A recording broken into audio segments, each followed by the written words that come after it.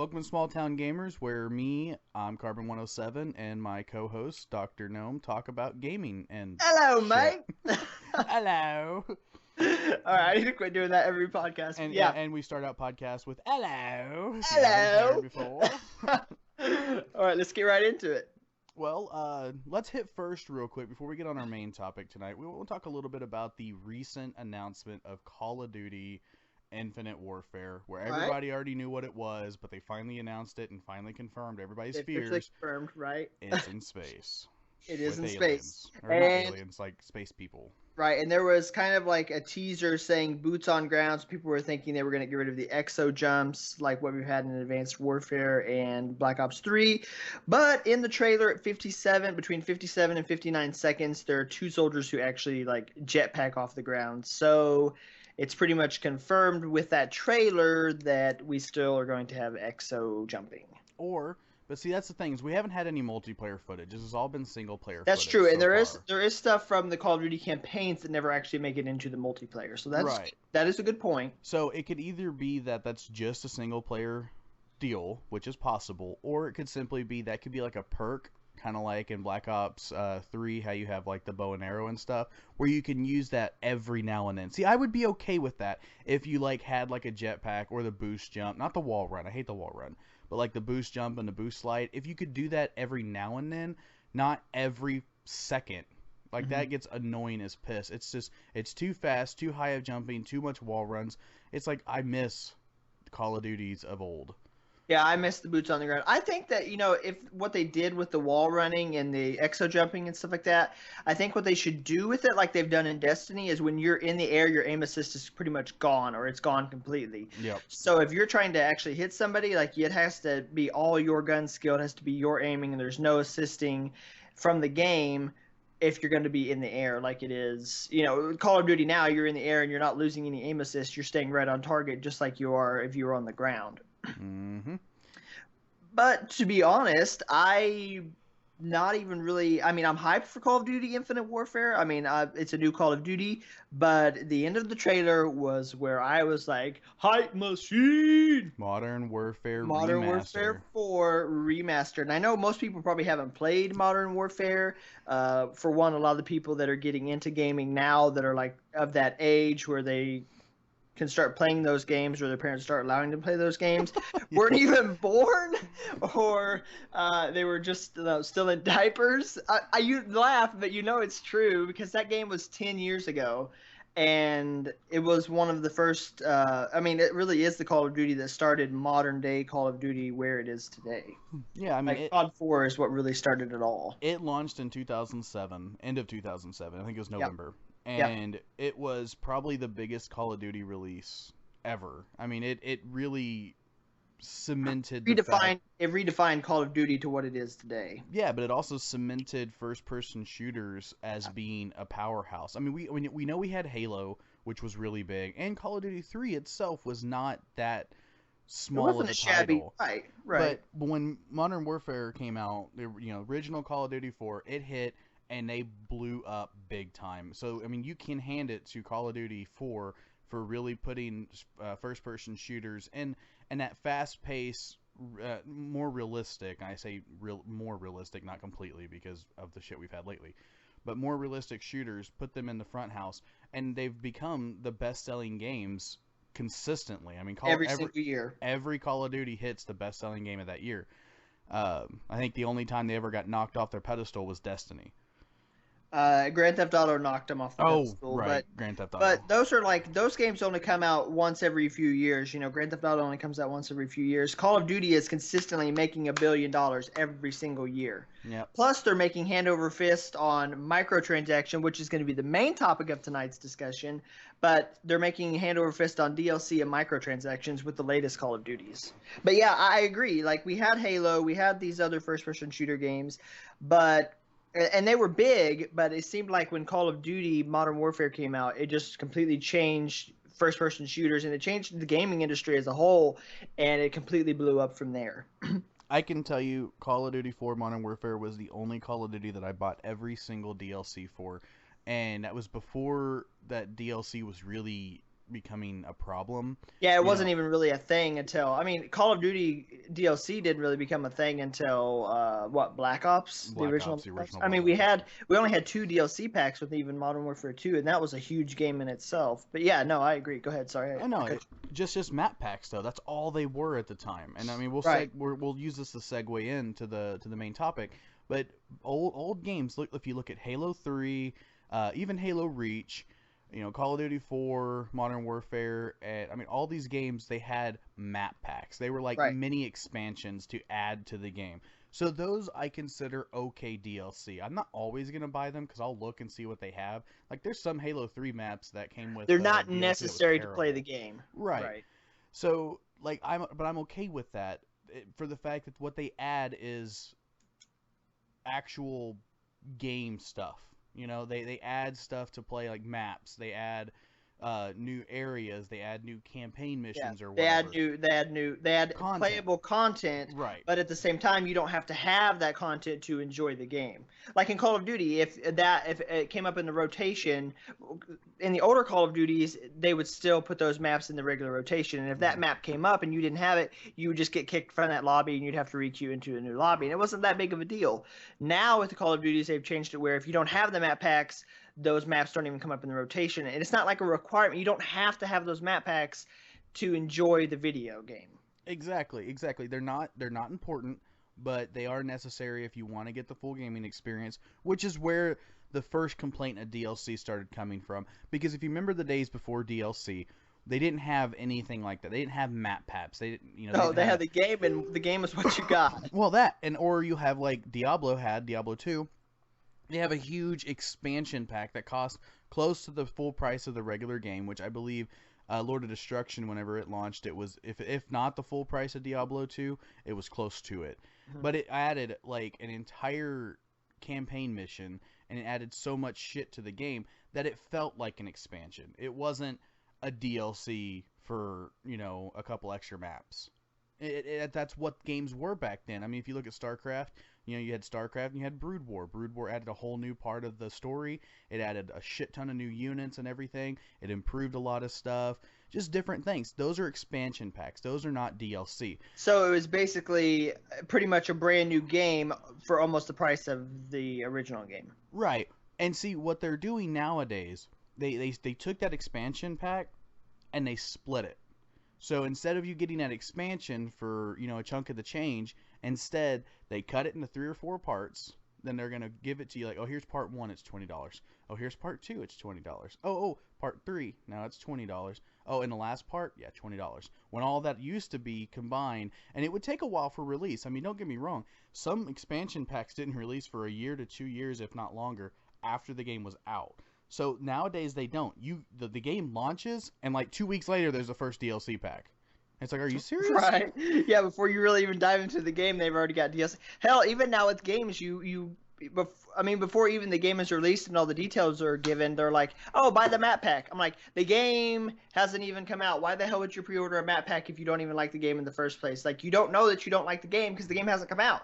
Star Wars Battlefront, like that's one of the biggest things they were hyping on. They were like, "Oh, the game, the game, the game. Oh, don't forget your $50 DLC, pack." I'm like, bro, the game hasn't even come out yet. I'm not gonna buy that if I don't even know that I like the game in the first place. I played the beta and I hated the beta, and then I played the game and I loved the game. But before I didn't know. I'm not gonna go spend $110 and then end up hating the game. And you can sell the game for what, $20, but you can't sell that DLC. Like that's a sunk cost. You will never be able to get that back. Right, and see, here's the thing. Like the way DLC evolved, the first incarnation of DLC was just cutting out the expansions. I don't consider that too bad. It sucks because it really screws the consumer over when it's abused. But when it's done right, Phase 1 DLC was not a bad practice. Halo was successful with it. Call of Duty 4 was successful with it. Many games were. I don't consider that bad DLC. Then you started getting into, like, we're not even into microtransactions yet. This is way before microtransactions Yeah, started this is way happening. before this ever happened, right? Yeah, so then you get into Phase 2 DLC where then they started adding, like, bonus shit where you start getting, like, what's that one game that came out? It was a fantasy game kind of like Oblivion, and I can't think of what it's called, but they offered, like, horse armor and shit. That's whenever we started getting the Phase 2 shitty DLC. They started charging you real Yeah. money for stuff that was just stupid, like cosmetic stuff and they were overcharging for this stuff. Like I remember one of those horse armors were like $10 or something, and I mean it caused a huge uproar into this shit. And I started looking at DLC in a negative light after I've been really positive about it. You know, some people would still complain about it, but I'm like, dude, you don't have to buy it. You're not losing anything. You know, it's just the DLCs are map packs or extra content for the game. It's kind of like a mini expansion. And I mean, that's really what they are.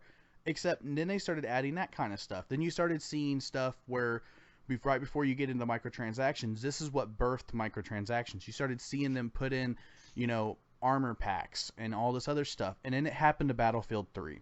And I think that's, at least for me, where I saw it hit. Battlefield 3 was the first one to hit with the microtransaction pay to win type scenario.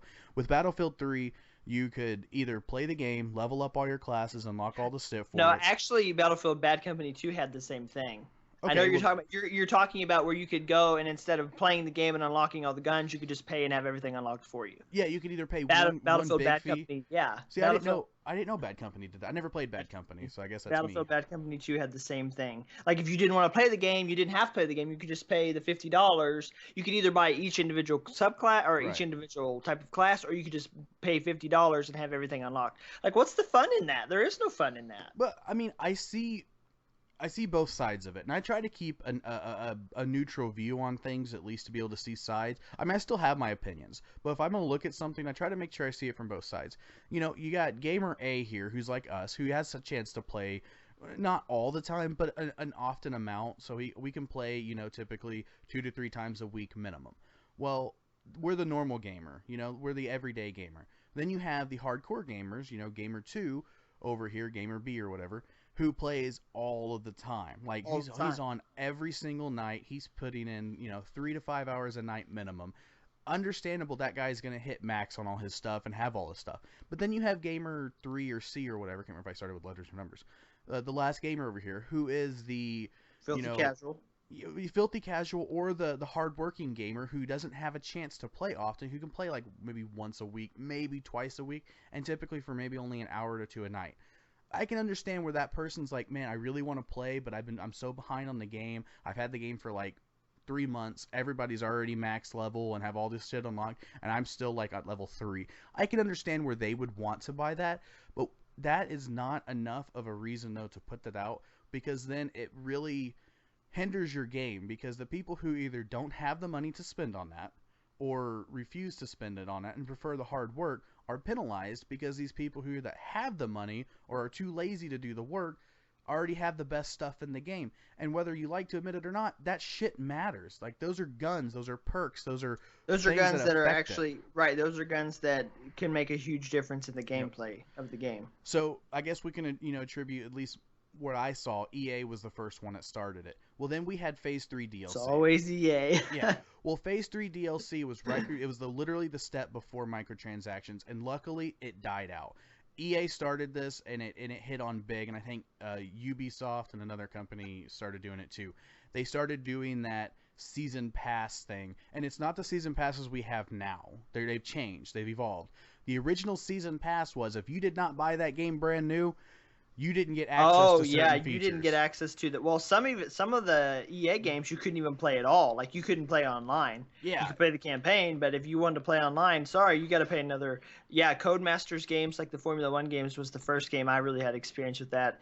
And that I bought the game used, and then I was like, what? I have to pay $10 to play? Like, what the hell is this? And you got out lucky. $10 is not bad. EA was charging $19.99 for every single season pass, and more for some games. See, okay, I understand a little bit of it, because if you buy a used game, the company gets no money for it. It sucks for them. They hate used games. You know, they've been, a lot of these big companies have been lobbying against the used gaming generation. Right, forever. They don't like companies like GameStop and places like that. No, I mean that's understandable in a business standpoint, but you know what? We've had secondhand games longer than any of these companies have been around. So right. First off, fuck them, because I hate that kind of greedy business, you know, venture. But I mean, I understand it though in a business adventure, but whatever. So they started this stuff, but what made it even worse was it wasn't just with the multiplayer like what you said. They started doing it on games like Kingdoms of Amalur, a 100% single player game locking out an entire quest line, a huge chunk of the world, unless you paid the $20. A single player game was locked out because of a season pass if you did not buy it brand new. Are you kidding me? Yeah, Like, they actually that's did completely that? ridiculous. Right. I was so upset. I was like, "Are you fuck?" I was so excited for Kingdoms of Amalur, and it's only the reason I did not buy that game at launch because I was boycotting EA at the time. I still am, sort of. See, and then you also have the aspect of microtransactions in that there's some games that require subscription based. Like WoW is like one of those games that requires it, and it's lost a lot of people. And there's a lot of people who have chose not to play because either they can't afford the subscription, or they just choose not to pay. You know, they don't want to pay $60 for the game and then pay $15 a month for it. And Elder Scrolls Online tried to do that. I don't remember. I don't know if you remember, but when it first came out, they actually wanted to have a subscription of $15 every single month, and people were like, I'm not paying $15 every month to play this game. Like, if you're going to charge that, I'm not going to play it. And right before launch on the console, they decided, oh, maybe that's not the best idea, so we'll drop the subscription. And like, that was even one of their advertisement points, is that they were buy this game and there's no subscription required like it is originally on the PC. And then they just decided that wasn't a good idea.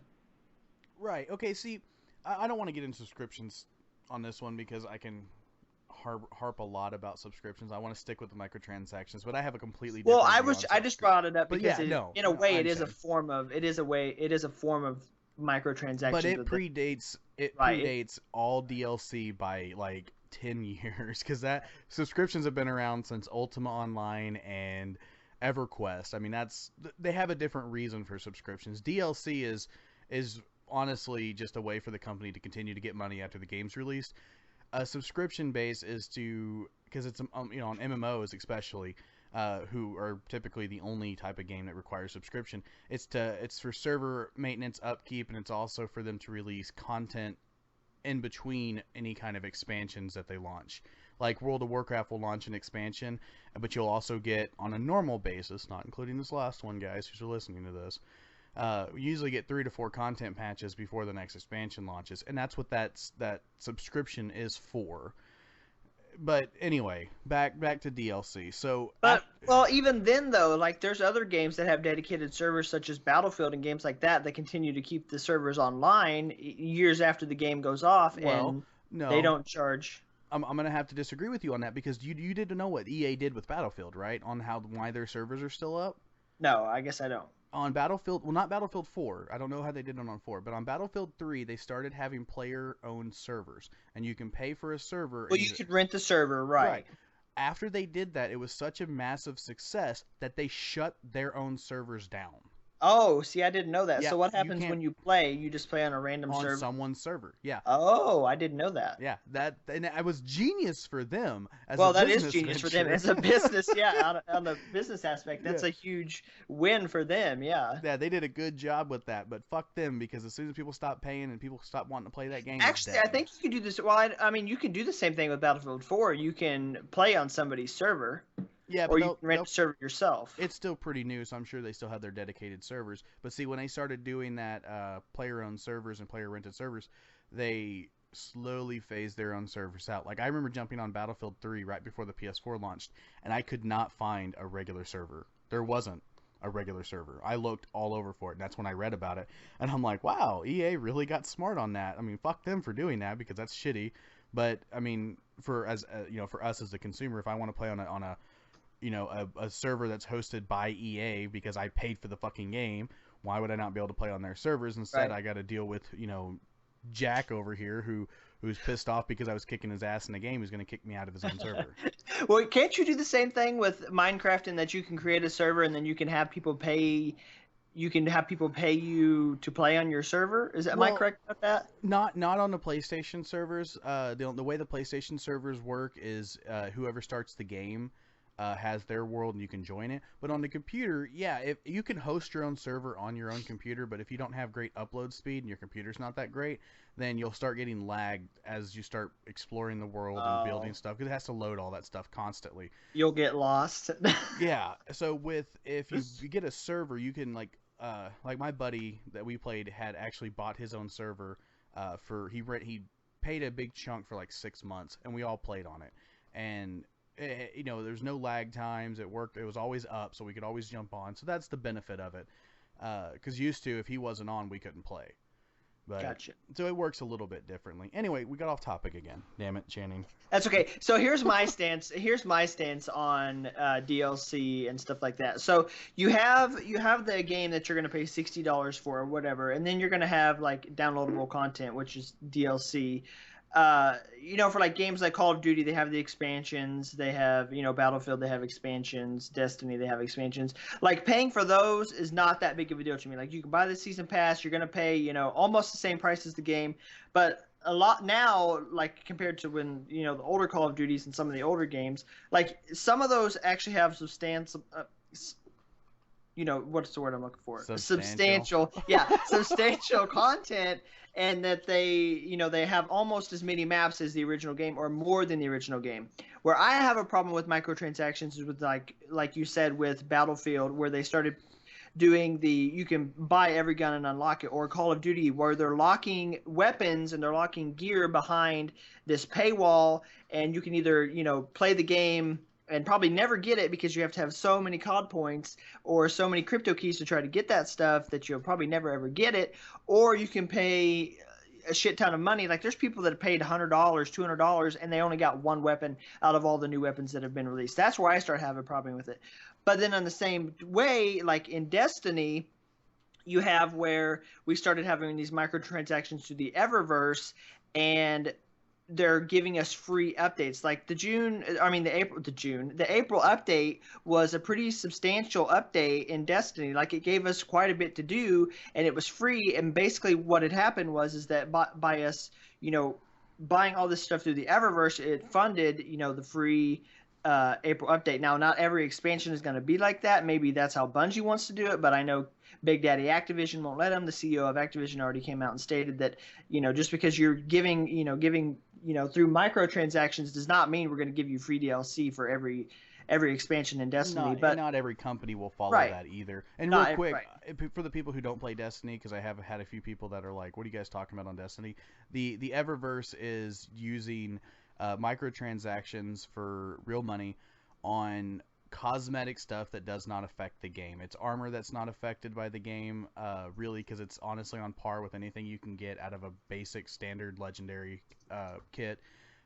It's not. It doesn't like. None of it is game breaking. None of it matters. It's all cosmetic. You don't need any of it. Yeah, there's nothing that you're going to get out of that is going to make you better or worse than any other gamer. Right. On a normal basis.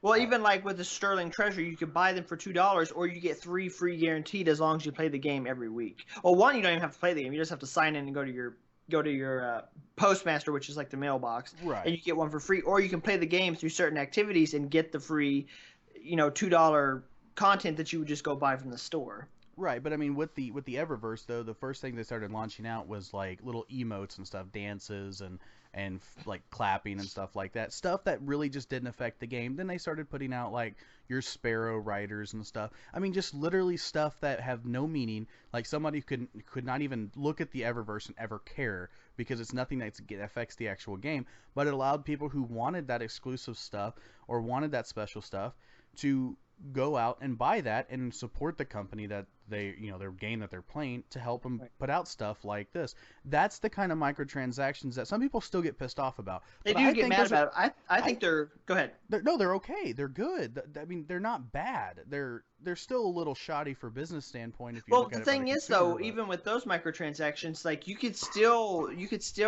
get that stuff in other ways. Like everything that was sold there, you can get in another way. It's just random through RNG. Like you can get emotes in a Nightfall drop. That can be your reward. And the Nightfall is like this activity that you do within the game. Right. And it can give you that reward and you never have to pay for it. But if you like want that right away and like you want it guaranteed to get it, then you can pay. But where like Call of Duty, that's completely different. Like the only way to get those guns is locked behind that paywall, and like you either have to pay or you have to play so much and maybe get lucky to get one weapon. Yeah. That's where I have a problem with the Destiny's microtransactions. I don't have a problem with because it's cosmetic and it like I bought that stuff right when the Taken King first came out, and I haven't bought any since. I was gonna buy some during the April update, and I never did because like the stuff wasn't like so desirable for me, and so like I needed it, so I didn't buy it. But like with Call of Duty, like I want the MX Grand, I want the new SG40, but I'm not gonna get those weapons because for one, I don't play the game enough to get enough crypto keys to maybe even get lucky, and for two, like there's no guarantee that you're going to get it even if you spend COD points. Right. Because there's like 10 other, or not 10, I don't know. There's like a bunch of other weapons, and you could get, the butterfly knife, and then get the butterfly knife, and then get the butterfly knife. Yep. Like it's not a smart loot system where you can, once you get the butterfly knife, it takes it out of the loot, and maybe you get a chance at something else. Right. So in retrospect, let's look back real quick and look at the games who've done microtransactions okay, like Destiny, and look at games that done it bad, like Call of Duty. If you look at a lot of EA games, though they're really annoying on some of the transactions that they have, only a few games have been game-breaking, like the Battlefield, whenever they decided to add the stuff where you could level up your character completely. But even those, you don't have to buy them. You right, could you just can play the game. you can still get that just by putting a little bit of, or a lot of it, but still. But it is frustrating that just you can work for it, right. and you're going to get it. That's right. The difference for it. But on their other games, EA did like Mass Effect Online multiplayer on their co-op. Dragon Age or not Origins, Inquisition did it too, where you can buy money to get their gold or whatever they're called, and use it to buy the packages that you can either, kind of like Call of Duty, where you got to play to be able to get in-game points to be able to buy these packages, and it gives you something random. I mean, that's not. Most of the time, it's just shit gear that you don't want anyways, calling cards and stuff like that. Mass Effect did it where there were certain races and classes combinations that you could only get out of, or actually all of them that you don't have unlocked when you first start playing, are in these packages, and you only have a chance to get them every package. But if you play a few games, you get enough to be able to buy a package, so it's not too bad. Not like Call of Duty, where you have to play like an hour before you have enough to really get enough to buy an actual package. It wasn't that bad. You could play like 3 to 5 games as long as you're doing good, and you'll get your coins on a Mass Effect or even Dragon Age to be able to buy a package. Well, in Call of Duty, I mean, I remember playing, and it took me an hour to get 15, or I think was it 15 points or 30 points or whatever, or the crypto keys to be able to buy one of their packages, because you don't want to buy the shitty package because they ain't going to give you anything. Right, the shitty package won't give you. I mean, you have a 1% chance. It's more than 1%, but you have a small chance of getting those weapons out of there, but it's more likely that you won't than you will. Right. So Call of Duty is definitely right now on the shit list for their microtransactions. I mean, it's one of the worst things I've seen happen to a series that I actually enjoyed. I mean, everybody gives Call of Duty shit, but they're still fun games. Especially they are. If you like they're that game that you can just, when you just want to sit down and kill shit for a few minutes. Maybe you only have 30 minutes to play. You sit down, you get into a few matches, and then you get out and you go do something else. It's not like a grindy game where you have to continue to play. But right. Honestly, you know what I think Call of Duty should do with their microtransactions? So CSGO's done this, where if you get, you open a weapon or you get something in a package and you don't want it, or maybe it's a double, you can actually sell that to another player for real money. Like on Steam, you could sell that to another player for real money. But I'm not saying that Call of Duty should do it with real money, but maybe what they should do is, if a player has, they can either buy the COD points or they have the crypto keys, and let's say you get an MX Grand, Activision should set a price on that. So let's say $10 real money. So let's say you get an MX Grand and you don't want it, and I want that MX Grand. Then I could say, hey, you have your MX Grand and you have it for sale for $10 real money, but they convert it into the in-game money. Right. And whether that be through playing, and getting the crypto keys or getting the COD points, purchasing them. But then I say, hey, I want that, so then I buy it from you, and I give you my crypto keys, or I give you my COD points valued at the $10, and then you end up giving me the weapon. So that would be kind of the same thing like CS:GO, and I think that would make it better for players, and that would make it better, a relationship between the developers, or Activision really, and the players. But also, if you look at Call of Duty and its microtransactions, it didn't seem like Treyarch they didn't really want to do the microtransactions the way they are now. They just want to do cosmetic stuff. But it seemed like it was Activision who really pushed them, who is the publisher, who really pushed them to put the weapons in there because they saw that they were making hand over fist with weapons in Advanced Warfare, and then they were like, "Oh, let's continue that trend for business. I mean, business-wise, it's fantastic for them because they're making hand over fist. Hell, they probably made more money off microtransactions than they have in the entire game because you buy the game for $60, and then there's people. I spent $40 myself trying to get an MX Garand and got absolutely nothing. And then there's other people who have spent hundreds of dollars. So in a business aspect for them, it's great, but for the players, it really sucks. And that's who it really hurts is the gamers. So in layman's terms, I lost my train of thought. Your remedy for the shitty situation is not to eliminate microtransactions, but instead of doing that, put up a player ran marketplace or like auction house like they have in like World of Warcraft or and there you stuff, go. and do it only with in-game currency. I agree with it. I think that is a great idea, and have it where you can either set like, okay, well, you can pay me 500 COD points or 100 crypto keys or something like that, Right. whatever. So like you can, if oh damn, I don't have 500 COD points or whatever, but I have a shit ton of crypto keys I've been saving up Right, to buy because you something. played the game. Right, so that makes sense. I agree with that. I think that's a really good remedy for the situation. My remedy for the situation is just quit doing that stupid shit. Just stop Yeah, it. but we know they won't, so that's why I didn't suggest it because you Right. know they're not going to quit doing that. I know, but there's games that have been successful by doing the microtransactions the right way. So we've seen it work. Even World of Warcraft, which is a subscription-based game, has microtransactions in there, but the stuff that you buy is all cosmetic. It's mounts that don't affect the game. They're no faster, they're no more special than the other mount in the game. They just look different. There's specific transmog armor, which you can make your armor look like other armor. And Right. they have that in the game where you can buy special stuff that you can only get in the store, or pets, and those pets are no better than any other pets either. They just have whatever, because you can do like a Pokemon battle system in it, but they're no better. They're not like the best pet, and if they do become the best pet, Blizzard patches it really quickly to make sure that's not the best pet, because they don't want that reputation. They don't want to pay to win. Yeah, they don't Right. want that reputation. And I think they did it a really good way. And honestly, I think Destiny is not doing it bad. Everybody still bitched about it because they're like, oh my god, this is the first step for Destiny going downhill. Well, we haven't seen it yet. We've already got a free content patch that launched. Yeah, it wasn't that big, but it still added enough that we played for a few weeks, which was more than I could say for how much I played Destiny since the Taken King launched. I mean, I quit playing after the first month or two, but it got me back into it for almost a month to play everything, to see all the new changes.